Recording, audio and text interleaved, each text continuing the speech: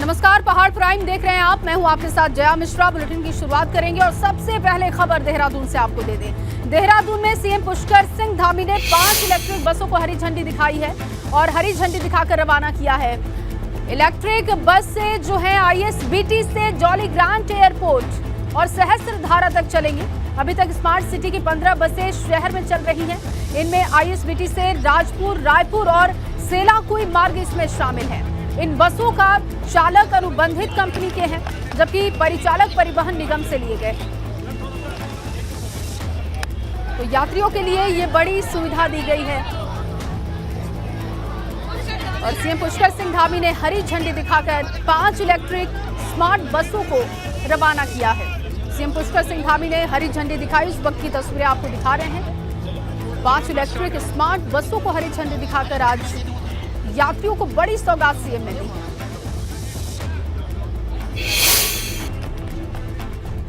पूरे प्रदेश के अंदर वृक्षारोपण के कार्यक्रम चलेंगे। जल संचय के लिए जो जरूरी योजनाएं हैं उन योजनाओं पर काम होगा। साथ में देहरादून शहर ये हमारा क्लीन सिटी और ग्रीन सिटी बने, इसके लिए एक अभियान हम लोगों ने प्रारंभ किया है। हमारे नगर निगम के मेयर गामा जी ने, उनकी पूरी टीम ने और हमारे अन्य विभागों से भी हमने कहा है कि उसमें सभी लोग सहयोग करें। पहले विधानसभा के स्तर पर एक वृक्षारोपण के बृहत कार्यक्रम होंगे।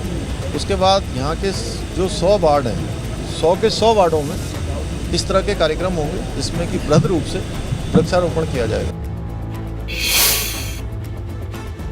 और चलिए अब आपको टिहरी से बड़ी खबर दे दें। यात्रियों से भरी बस पलटी है। PWD तिराहे के पास यात्रियों से भरी बस पलट गई। हादसे के समय बस में सवार थे 65 यात्री और घायल यात्रियों को अस्पताल भेजा गया है। ये बड़ी खबर टिहरी से निकलकर सामने आई है। तस्वीरें आप देख रहे हैं, हादसे के वक्त की तस्वीरें, और बताया जा रहा है कि इसमें 65 यात्री सवार थे। हादसे के समय बस में सवार थे 65 यात्री। घायल यात्रियों को अस्पताल भेजा गया है। टिहरी से ये बड़ी खबर निकलकर सामने आई है। यात्रियों से भरी बस पलटी। PWD तिराहे के पास यात्रियों से भरी बस पलटी और हादसे के समय इसमें 65 लोग सवार थे। कई लोगों को गंभीर चोट भी आई है और देखिए ये तस्वीरें आपको एक्सक्लूसिव तस्वीरें ABP गंगा पर दिखा रहे हैं। टिहरी से ये खबर सामने आई है जहां पर PWD तिराहा ये बताया जा रहा है बस हादसे का शिकार हो गई और हादसे के समय बस में 65 यात्री सवार थे। घायल यात्रियों को अस्पताल भेजा गया है। एक्सक्लूसिव तस्वीरें लगातार आपको दिखा रहे हैं। हालांकि ये हादसा कैसे हुआ इसकी जानकारी अभी नहीं है, लेकिन समय रहते सभी को अस्पताल भेजा गया। मौके पर आप देख रहे हैं भारी पुलिस फोर्स और इसके साथ ही लोगों की भीड़ भी जमा हो गई थी। जैसे ही बस दुर्घटनाग्रस्त हुई, लोगों की भीड़ वहां पर जमा हो गई। पुलिस को सूचित किया गया और उसके बाद 65 यात्री इसमें जो सवार थे उन सभी को अस्पताल भेजा गया।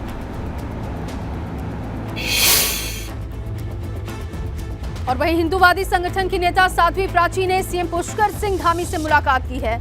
इस दौरान साध्वी प्राची ने मुख्यमंत्री के सामने उस धमकी भरे पत्र का भी जिक्र किया जो उन्हें कुछ दिन पहले भेजा गया।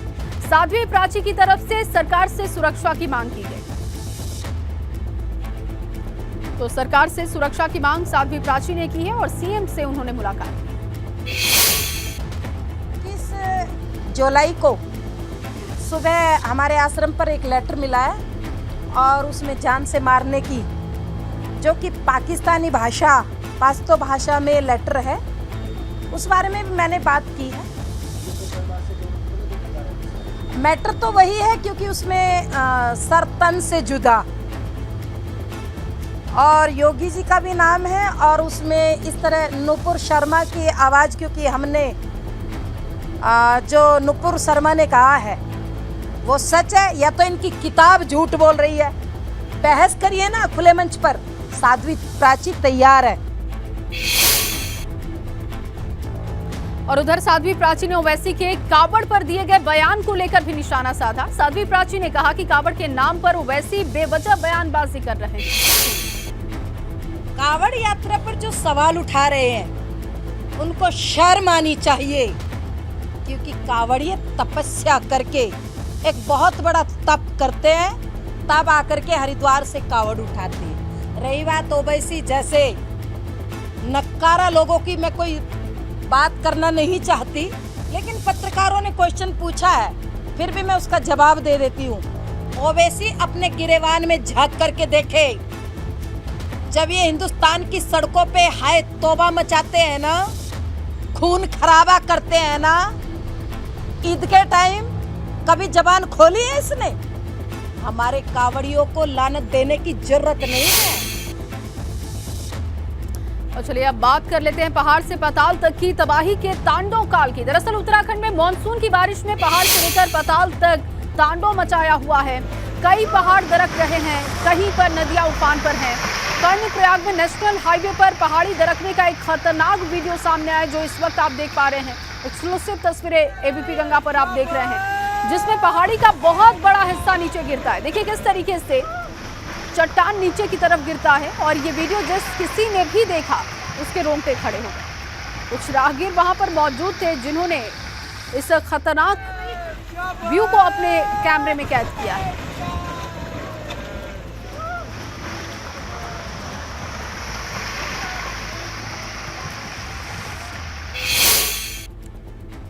और वहीं जोशीमठ में जुगजू गांव के ऊपर पहाड़ी का बहुत बड़ा हिस्सा टूटकर नीचे गिरा, जिसमें ग्रामीण दहशत में है। और दहशत ऐसी कि ग्रामीणों में पूरी तरीके से पूरी रात उन्होंने गुफे में बिताई है, और इसीलिए कहा जा सकता है कि पहाड़ जो दरक रहे हैं उससे लोगों की जान अब आफत में है।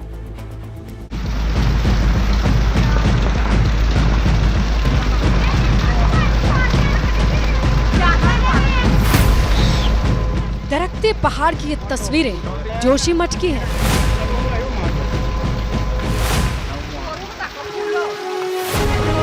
जुगजू गांव के ऊपर पहाड़ी का बहुत बड़ा हिस्सा नीचे आकर के गिर रहा है।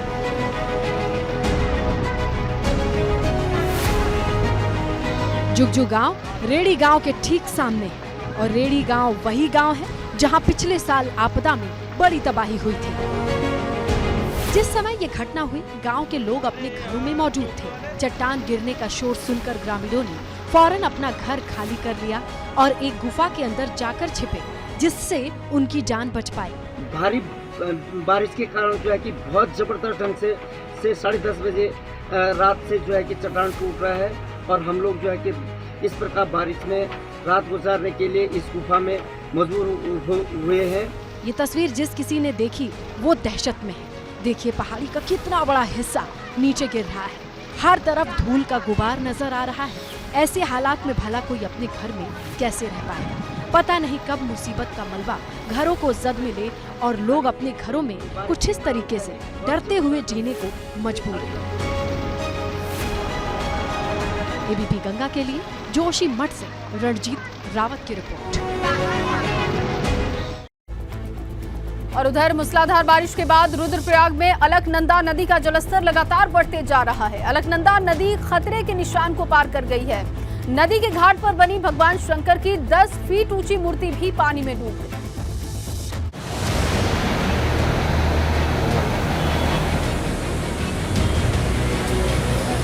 अलकनंदा नदी रुद्रप्रयाग में उफान मार कर बह रही है।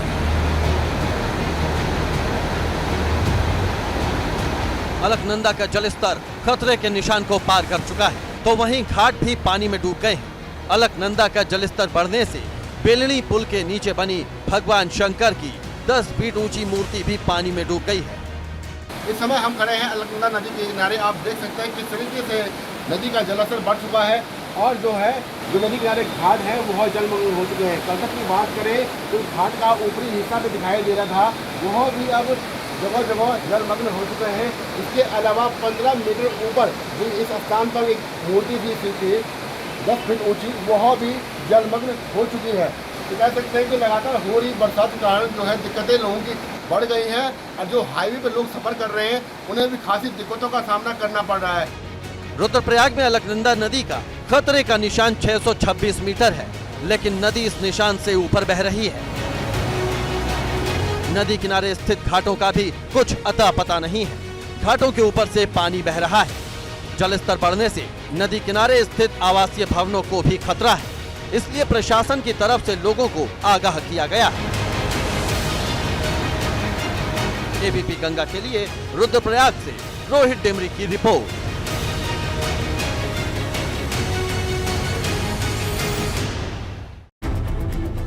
और वहीं मानसून की बारिश में पहाड़ दरक रहे हैं, जिससे चारधाम यात्रियों के साथ ही राहगीर भी परेशान हैं। जोशीमठ में बद्रीनाथ नेशनल हाईवे बाधित है, तो वहीं रुद्रप्रयाग में केदारनाथ हाईवे पर लैंडस्लाइडिंग भी हुआ है।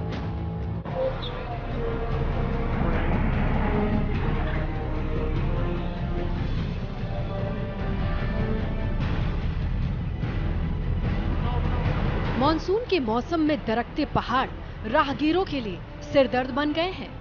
भारी बारिश की वजह से बद्रीनाथ हाईवे पर मलबा आ गया है, जिससे रोड जाम हो गए हैं।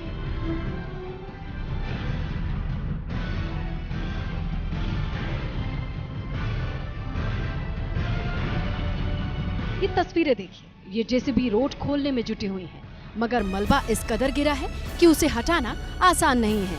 इसीलिए काम तेजी से चल रहा है। रोड बंद होने से बद्रीनाथ हाईवे पर जाम लग गया है।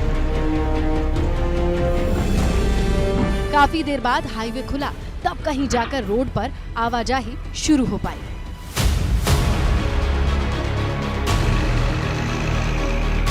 उधर रुद्रप्रयाग में केदारनाथ हाईवे पर लैंडस्लाइड हुआ है।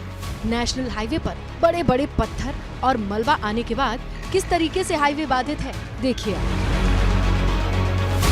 जेसीबी की मदद से हाईवे को खोलने की कोशिश की जा रही है, मगर प्रशासन की मुश्किलें इस बात को लेकर है कि पहाड़ी से बार बार मलबा गिर रहा है, जिससे काम करने में मुश्किल आ रही है।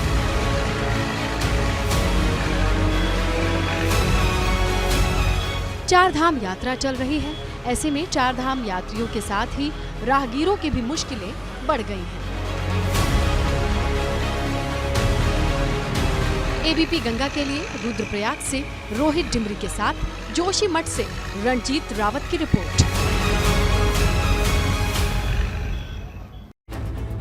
वहीं बारिश की वजह से लगातार पहाड़ दरक रहे हैं, जिससे कि रुद्रप्रयाग में नेशनल हाईवे बार बार बंद हो रहा है। उधर एक गौशाला के ऊपर मलबा गिर गया, जिससे 4 मवेशी उसमें जिंदा दब गए।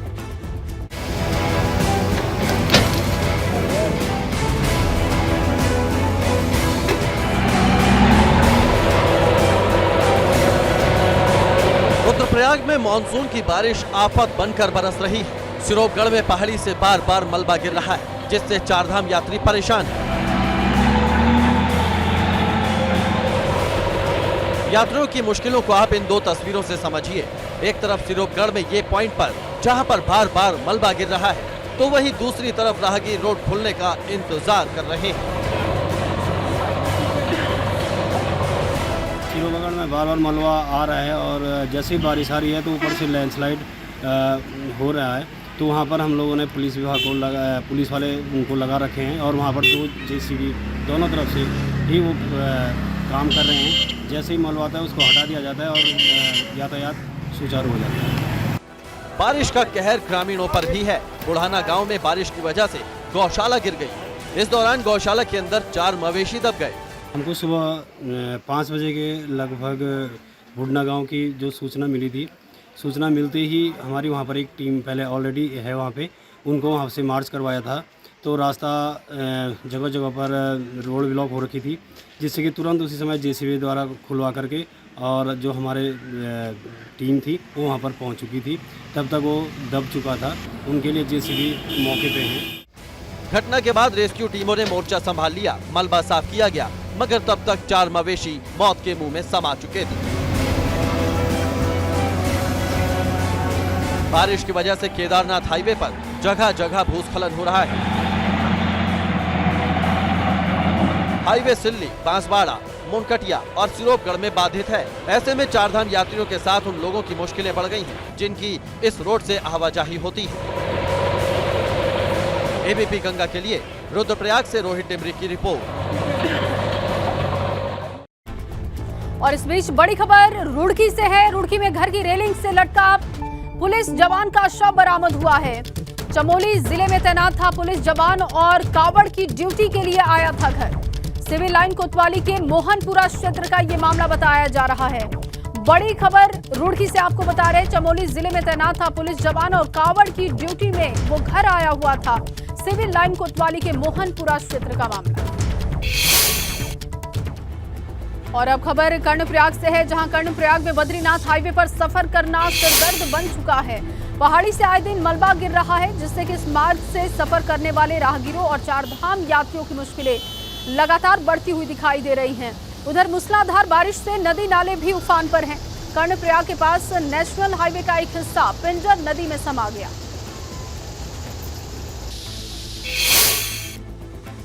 उत्तराखंड अधीनस्थ चयन आयोग की परीक्षा का पेपर लीक होने के बाद अब उन अभ्यर्थियों की चिंता बढ़ गई है जिन्हें आने वाले दिनों में एग्जाम देने हैं। हालांकि आयोग के सचिव का कहना है कि आगामी समय में परीक्षाएं समय पर ही होंगी।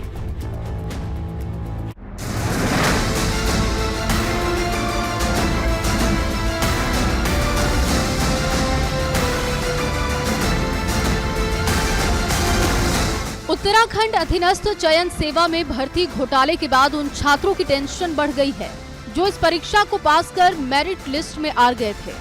आयोग का कहना है कि जब तक मामले की जांच चलेगी तब तक भर्ती प्रक्रिया पर अस्थायी रोक रहेगी। इस परीक्षा में लगभग 2.5 लाख करीब कैंडिडेट थे, उनमें से लगभग 1,90,000 ने एग्ज़ाम दिया है और लगभग 916 बच्चे इसमें जो सेलेक्ट लिस्ट में आए हैं और सेलेक्ट लिस्ट में उनके रिजल्ट आने के बाद उनका डॉक्यूमेंट वेरिफिकेशन भी हो गया है और अब वहीं पर ये रुका हुआ है और तब तक रुका रहेगा जब तक ये जांच नहीं आ जाएगी। तो जांच के बाद ही इसमें ये प्रक्रिया रुकी रहेगी जहाँ पर है। अब मतलब बेसिकली उसमें संस्तुति भेजने की कार्रवाई शेष है, तो वो तभी होगी जब जो है ये जांच आ जाएगी और जांच के बारे में हमें अंदाज मिल जाएगा कि उसमें क्या हुआ है, एक्चुअली वास्तविक में क्या हुआ। उत्तराखंड अधीनस्थ सेवा चयन आयोग ने दिसंबर 2021 में परीक्षा आयोजित करवाई थी।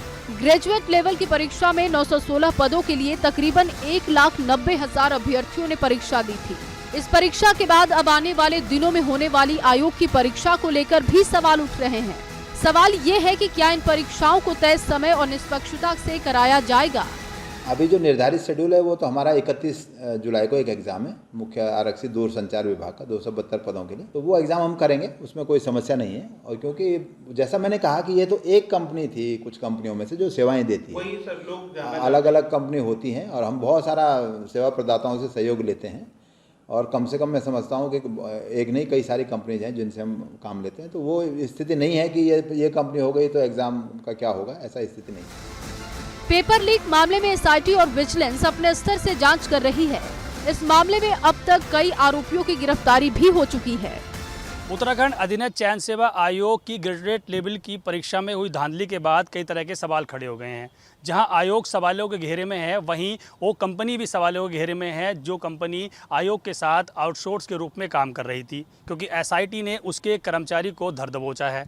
साथ ही उन युवाओं के भविष्य पर भी सवाल खड़ा हो गया है जिन्होंने ये परीक्षा दी थी, क्योंकि जब तक जांच पूरी नहीं हो जाती तब तक आगे की प्रक्रिया उसके लिए नहीं की जा सकती। साथ ही साथ वो युवा टेंशन में है जिन्होंने तमाम परीक्षाओं के लिए आवेदन किया था और आयोग आगे के दिनों में वो परीक्षाएं कराने जा रहा है, क्योंकि वो युवा इस बात को लेकर चिंतित हैं कि परीक्षा अब वक्त पर होंगी या नहीं होंगी, और साथ ही साथ पर ये क्या गारंटी है कि परीक्षाओं में धांधली नहीं होगी, क्योंकि कई तरह के सवाल खड़े हो गए हैं। और आयोग ये का एक साफ कहना है कि अपनी परीक्षाएं आयोग वक्त पर कराएगा और किसी भी तरह की धांधली नहीं की जाएगी। देहरादून से अपने सहयोगी क्रिस्टोफर लॉरेंस के साथ पंकज राणा, एबीपी गंगा। बाल विकास विभाग स्ट्रीट चिल्ड्रन और कूड़ा बिनने वाले बच्चों के लिए नया प्लान तैयार हुआ है ताकि इन बच्चों को सरकारी मदद मिल सके। महिला सशक्तिकरण और बाल विकास मंत्री रेखा आर्य ने इससे लेकर समीक्षा भी की और उन्होंने अधिकारियों को इसके लिए प्लान तैयारी करने के निर्देश दिए। रेखा आर्य ने कहा कि स्ट्रीट चिल्ड्रन के लिए पुनर्वास नीति बनाने पर विचार किया गया।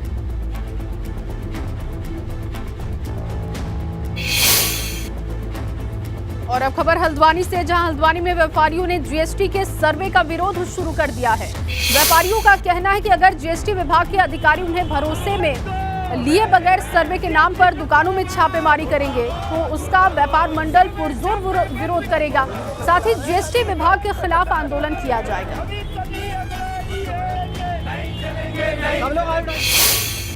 और वहीं यमुनोत्री धाम के आखिरी सड़क पड़ाव जानकी चट्टी में कूड़े का अंबार लगा हुआ है। पैदल रास्तों से लेकर वाहन के रास्तों में कबाड़ का ढेर दिखाई देता है। हालांकि इस जगह पर साफ सफाई के लिए जिला पंचायत ने 36 पर्यावरण मित्रों को तैनात किया है, मगर पर्यावरण मित्रों को सैलरी नहीं मिल रही है, जिस वजह से उन्होंने काम करना बंद कर दिया है।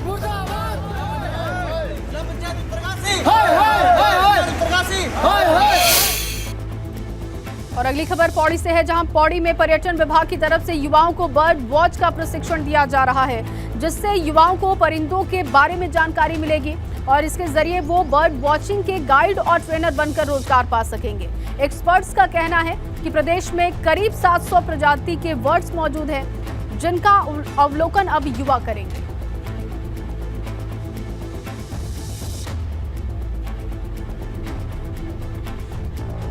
मेट्रोपॉलिटन सिटीज़ हैं, वहाँ से लोग बाग आते हैं, यहाँ के नेचर को देखने के लिए आते हैं। तो उसमें अगर एक एडेड एक्टिविटी जैसे बर्ड वॉचिंग रहेगा तो वो कहीं ना कहीं प्रकृति से जुड़ेंगे और उन्हें समझ आएगा कि हम इन चीज़ों के कंजर्वेशन के बारे में क्यों बात करते हैं। फिर कुछ बर्ड की स्पीशीज़ ऐसी होती हैं जो डायरेक्टली जंगल के ऊपर डिपेंड होती हैं और जंगल उसके ऊपर डिपेंड होता है। जैसे कि जो बांज का जंगल है वो ब्लैक हेडेड जे और यूरेशियन जे के ऊपर बहुत ज़्यादा डिपेंड करता है, बिकॉज वही उसका पूरा सीड डिस्पर्जल का इकोलॉजिकल। चलिए इसी खबर के साथ इस बुलेटिन में बस इतना ही।